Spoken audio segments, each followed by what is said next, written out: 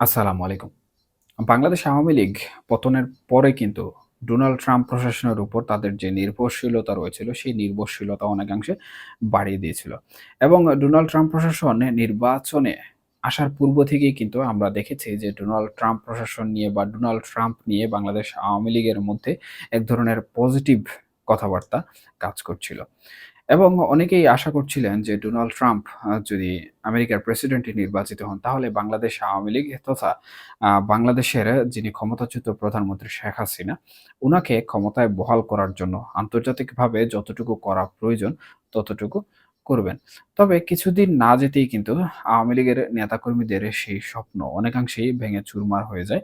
কারণ Donald Trump এবং নরেন্দ্র মোদির যে বৈঠকটি অনুষ্ঠিত হয়েছিল, সেই বৈঠকে কিন্তু নরেন্দ্র মোদির উপর বাংলাদেশ সম্পর্কিত যে বিষয়টি রয়েছে, সেটি কিন্তু ডোনাল্ড ট্রাম্প ছেড়ে দেন। এবং এটি আপনি আমি প্রত্যেকেই কিন্তু সামাজিক যোগাযোগ মাধ্যম থেকে শুরু করে বিভিন্ন গণমাধ্যমে ঢালাওভাবে প্রচার হতে দেখেছি। যদিও তাদের সেই বৈঠকটি লাইভ টেলিকাস্ট করা হচ্ছিল। সেই হিসাবে বর্তমানে বা কিছুদিন পূর্বেও ভারতের উপর কিন্তু আওয়ামী লীগের যে একটি নির্ভরশীলতা, সেই নির্ভরশীলতাও কিন্তু আমরা লক্ষ্য করেছি। এবং এখন পর্যন্ত যে আওয়ামী লীগ ভারতের উপর নির্ভরশীল নয়, তাও কিন্তু বলা যাচ্ছে না। তবে এর কিছুটা ব্যতিক্রম তৈরি হয়েছে। বর্তমানে অনেক নেতাকর্মীই কিন্তু প্রকৃতপক্ষে আমেরিকা কিংবা ভারতের মাধ্যমে যে বাংলাদেশে আওয়ামী লীগ পুনরায় পুনর্বাসিত হবে অথবা শেখ হাসিনা ক্ষমতায় বহাল হবেন, এই সকল স্বপ্ন কিন্তু এখন আর দেখছেন না। তাহলে এখন প্রশ্ন জাগছে যে আওয়ামী লীগের প্রকৃতপক্ষে আসলে কি করণীয়? কিংবা শেখ হাসিনা যিনি আওয়ামী লীগের সভানেত্রী রয়েছেন এবং এখন পর্যন্ত তিনি দায়িত্ব পালন করছেন, সেই সভানেত্রীর হাতে কোনো কিছু রয়েছে কিনা? এখন এই যে দুটি প্রশ্ন তৈরি হয়েছে, এই প্রশ্ন দুটি অত্যন্ত গুরুত্বপূর্ণ আওয়ামী লীগ রাজনীতির জন্য। প্রথমত আওয়ামী লীগের যে রাজনীতি রয়েছে, সেই রাজনীতির ইতিহাস যদি আমরা পর্যালোচনা করি, তাহলে আমরা যে বিষয়টি দেখতে পাই সেটি হচ্ছে ১৯৯০ সাল পরবর্তীতে কিন্তু আওয়ামী লীগ যখন রাজপথে আসা শুরু করে, তখন থেকেই কিন্তু নানা ধরনের আন্দোলন সংগ্রামের মধ্য দিয়ে বাংলাদেশ আওয়ামী লীগ তাদের রাজনৈতিক যে ধারা রয়েছে, সেই ধারা অতিবাহিত করেছে। এবং এর পরবর্তীতে বিভিন্নভাবে তারা নির্বাচনে জয়লাভ করেছে এবং ক্ষমতায় এসেছে। বাংলাদেশের ইতিহাসে সুদীর্ঘ ১৫ বছর বাংলাদেশ আওয়ামী লীগ কিন্তু একটানায় ক্ষমতায় ছিল। যার ফলশ্রুতিতে হয়তোবা রাজনৈতিক রোষানলের মাধ্যমে বাংলাদেশ আওয়ামী লীগের পতন হয়েছে বিগত বছর।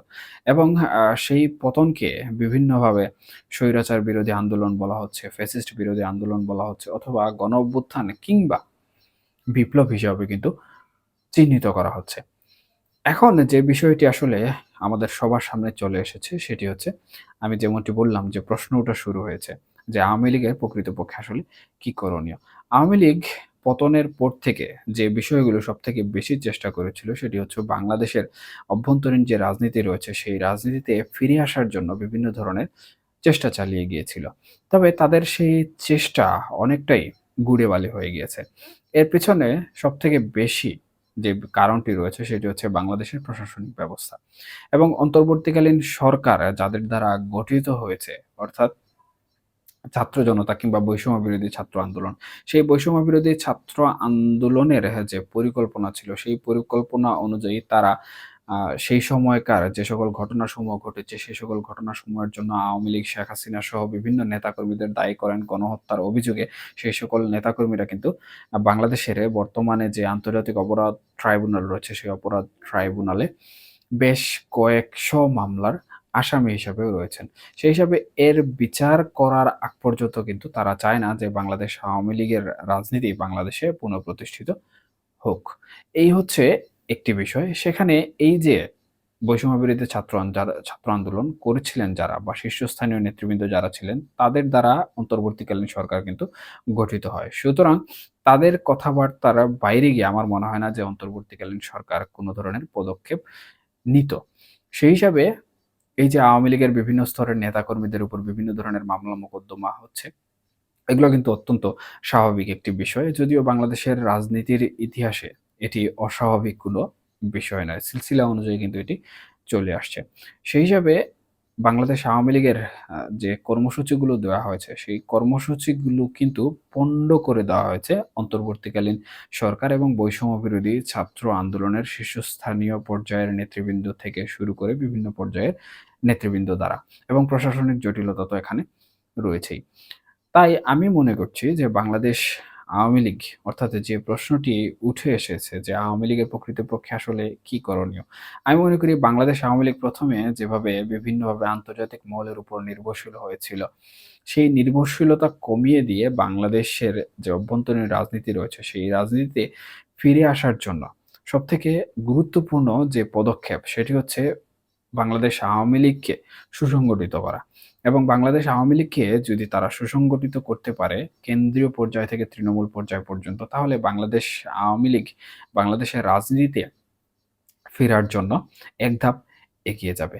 এছাড়াও আরেকটি গুরুত্বপূর্ণ বিষয় যেটি কাজ করছে এখানে, সেটি হচ্ছে আন্তর্জাতিক লবিং তদবির। কোনো রাষ্ট্রের প্রশাসনের উপর নির্ভরশীল হয়ে যে অমুক রাষ্ট্রের প্রশাসন বা তমুক রাষ্ট্রের প্রশাসন, আমি স্পেসিফিক করে বলছি যে আমেরিকার ট্রাম্প প্রশাসন কিংবা ভারতের মোদি সরকার বাংলাদেশ আওয়ামী লীগকে পুনর্বাসিত হতে সহযোগিতা করবে। এই ধরনের বিষয়ে মাথা থেকে ছেড়ে দিয়ে আওয়ামী লীগের উচিত বাংলাদেশের অন্তর্বর্তীকালীন আ সরকারের সাথে, আমি বলব না সমঝোতা করার জন্য। বাংলাদেশ আওয়ামী লীগ যদিও এ ধরনের সমঝোতা কোনোভাবেই সম্ভব হবে না। কারণ ইতিপূর্বে আমি ব্যাখ্যা দিয়েছি কাদের, কি জন্য এবং কেন। সুতরাং এই সমঝোতা না করে কিভাবে বাংলাদেশে আওয়ামী লীগের রাজনীতি পুনঃপ্রতিষ্ঠিত হতে পারে এবং একটি লেভেল প্লেইং ফিল্ড তৈরি হতে পারে, সেটি তৈরি করার জন্য আওয়ামী লীগের আন্তর্জাতিক মহলে যে লবিং তদবির করা প্রয়োজন, সেই লবিং তদবির আরো জোরালো করতে হবে। এবং এই লবিং তদবির যত জোরালো হবে, তত কিন্তু বাংলাদেশের রাজনীতির মাঠে আওয়ামী লীগের ফিরে আসা সহজ হবে। এছাড়াও সম্প্রতি আমরা দেখেছি যে অন্তর্বর্তীকালীন সরকার প্রধানের সাথে নরেন্দ্র মোদী, অর্থাৎ ভারতের একটি কূটনৈতিক বৈঠক হয়েছে থাইল্যান্ডে, এবং সেই বৈঠকে নরেন্দ্র মোদী একটি গুরুত্বপূর্ণ কথা বলেছেন, এবং সেটি হচ্ছে বাংলাদেশের অবাধ ও সুষ্ঠু নির্বাচন কিন্তু ভারত চায়। এর মধ্যে একটি ক্লু পাওয়া যাচ্ছে, সেটি হচ্ছে অবাধ ও সুষ্ঠু নির্বাচন হওয়ার জন্য প্রত্যেকটি রাজনৈতিক দলের অংশগ্রহণ নিশ্চিত করা কিন্তু এখানে মুখ্য। ইতিপূর্বে জাতিসংঘ থেকে শুরু করে অন্যান্য বেশ কিছু সংস্থাও কিন্তু বাংলাদেশে আন্তর্জাতিক যে মাধ্যমগুলো রয়েছে, সেই মাধ্যমগুলোর বরাত দিয়ে জানিয়েছে যে বাংলাদেশে অবাধ ও একটি সুষ্ঠু নির্বাচন আমেরিকা প্রশাসনও চায়, আন্তর্জাতিক মানবাধিকার সংস্থাসমূহ চায়, এবং জাতিসংঘও কিন্তু এই বিষয়টি চায়। সুতরাং এখন যখন ভারত এই বিষয়টি তুলে এনেছে এবং ভারতের প্রস্তাবও এটি, বা ভারত তাদের বক্তব্যে এই বিষয়টি সুস্পষ্টভাবে বলে দিয়েছে যে বাংলাদেশে অবাধ ও একটি সুষ্ঠু নির্বাচন তারা দেখতে চায়, এবং এর জন্য যতটুকু করা প্রয়োজন তারা ততটুকু সাহায্য সহযোগিতা করবে অন্তর্বর্তীকালীন সরকারকে। সেই হিসাবে আমি মনে করি এটি আওয়ামী লীগের জন্য অত্যন্ত গুরুত্বপূর্ণ একটি ট্রাম্প কার্ড, এবং এই ট্রাম্প কার্ডের মাধ্যমেই কিন্তু বাংলাদেশে যে আসন্ন নির্বাচন রয়েছে, সেই আসন্ন নির্বাচনে আওয়ামী লীগকে অংশগ্রহণ করার জন্য যে নিউট্রাল পজিশন দরকার, সেই নিউট্রাল পজিশন গড়ে মাঠ পর্যায়ে যেন সক্রিয় হতে পারে, সেই ব্যবস্থা করা আওয়ামী লীগের এখন সবথেকে গুরুত্বপূর্ণ কাজ। এর বাইরে যে সকল অলীক চিন্তাভাবনা রয়েছে বা প্রতিবিপ্লব সহ অন্যান্য যে সকল চিন্তাভাবনা রয়েছে, সেই সকল চিন্তাভাবনা বাদ দিয়ে যদি এই মুহূর্তে আসন্ন নির্বাচনে অংশগ্রহণ করার যে সুষ্ঠু ধারা রয়েছে, যে সিস্টেম রয়েছে, ফর্মুলা রয়েছে, সেটি যদি আওয়ামী লীগ ফলো করে বা আওয়ামী লীগ সেটিকে কাজে লাগাতে পারে, তাহলে আমি মনে করি যে বাংলাদেশ আওয়ামী লীগ আসন্ন নির্বাচনে তাদের যে নির্বাচন করার পরিবেশ বা রাজনীতি করার জন্য যে উপযুক্ত মাঠ দরকার, সেই মাঠ তারা ফিরে পেতে সক্ষম হবে। সুতরাং তাদের আন্তর্জাতিক লবিং তদবির থেকে শুরু করে বাংলাদেশের অন্তর্বর্তীকালীন সরকারের সাথে যে বিষয়গুলো নিয়ে তদবির করা প্রয়োজন, সেই তদবিরগুলো যদি বাড়িয়ে দেয়, তাহলে আমি মনে করছি যে বাংলাদেশ আওয়ামী লীগ আসন্ন যে জাতীয় নির্বাচন রয়েছে, সেই জাতীয় নির্বাচনে আসার জন্য উপযুক্ত একটি পরিবেশ তৈরি করতে পারবে, এবং এটিই হচ্ছে বাংলাদেশ আওয়ামী লীগের বাংলাদেশের রাজনীতিতে ফেরার বর্তমান পরিস্থিতিতে একমাত্র কর্মপন্থা।